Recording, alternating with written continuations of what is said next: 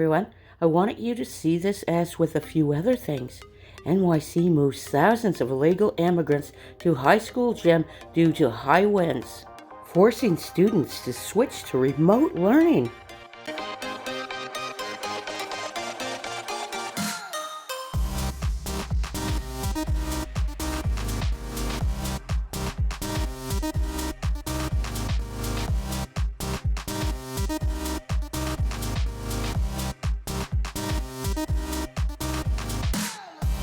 This is cuts. This is beds they're bringing in.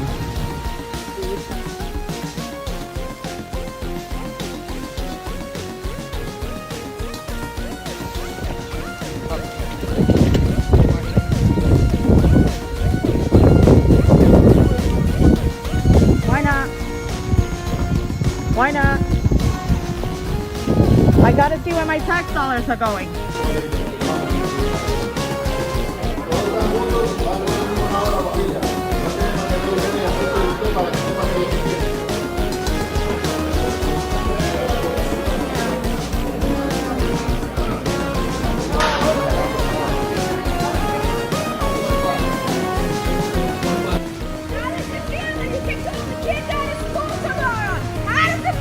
Feel good? I hope you feel good.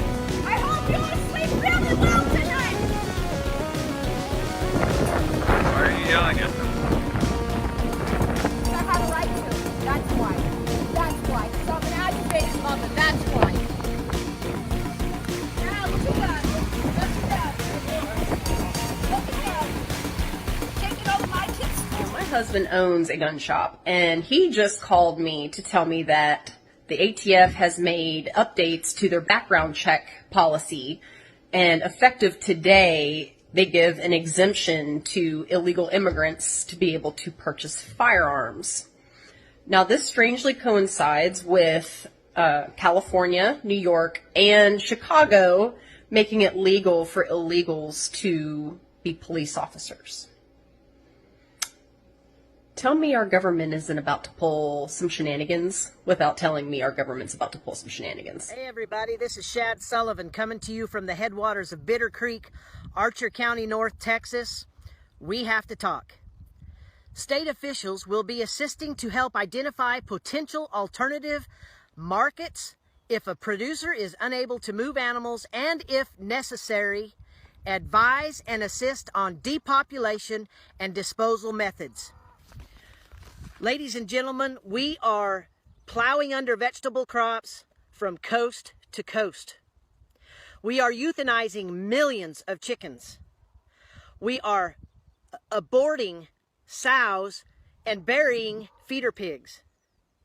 We are dumping milk by the hundreds of thousands of gallons, and now they are preparing us to depopulate the fat cattle ready to harvest. Because of a bottleneck created by the effects of COVID. This thing hasn't been created by COVID, but the effects of COVID and the logistics therein.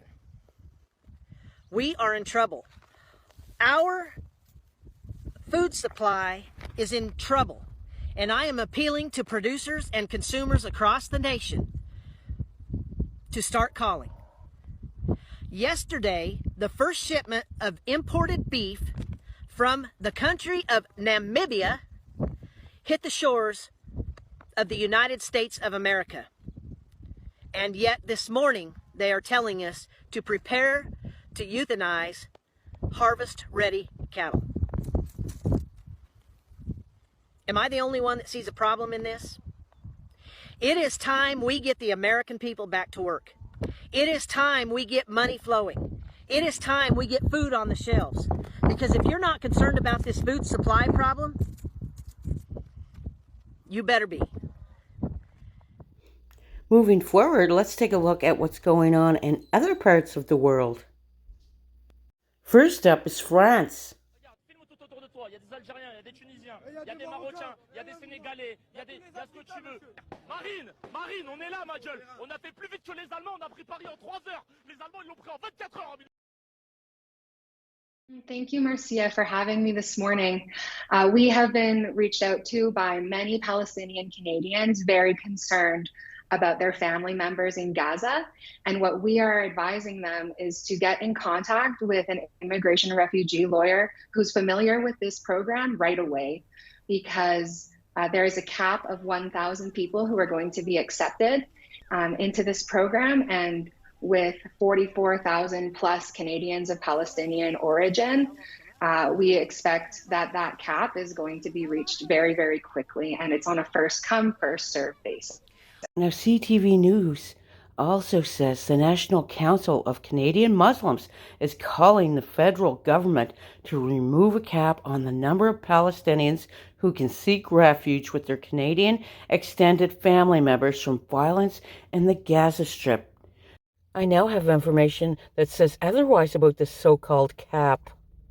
Trudeau's Canada, Palestinian refugees or families of Canadians in Gaza can come to Canada on a visa for up to 3 years. Why 3 years? You can become a Canadian citizen and vote after 3 years of living in Canada.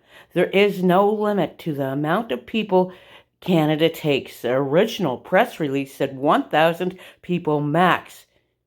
Mark Miller said today that the limit is gone.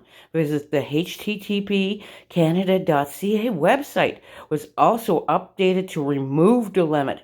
Who is going to pay for them to live here? Who is paying for their accommodations and travel? Why are not neighboring Muslim countries taking them in?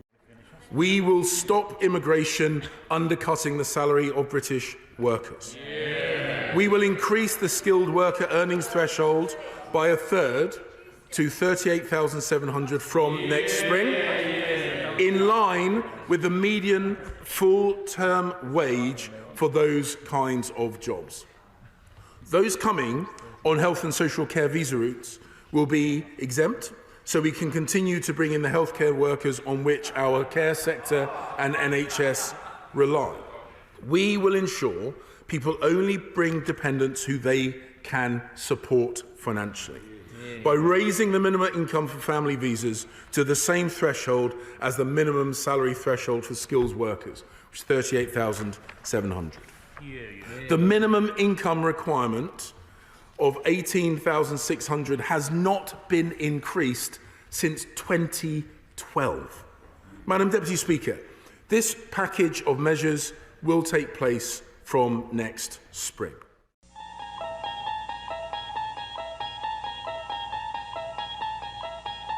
You unlock this door with the key of imagination. Beyond it is another dimension. A dimension of sound. A dimension of sight. A dimension of mind.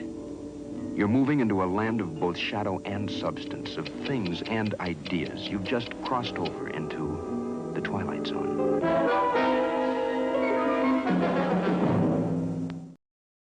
Our King Jesus didn't bring us this far to abandon us now. You were called, you were chosen. You were knit together in your mother's wombs, fearfully and wonderfully made. We are called to serve. King Jesus bless you all.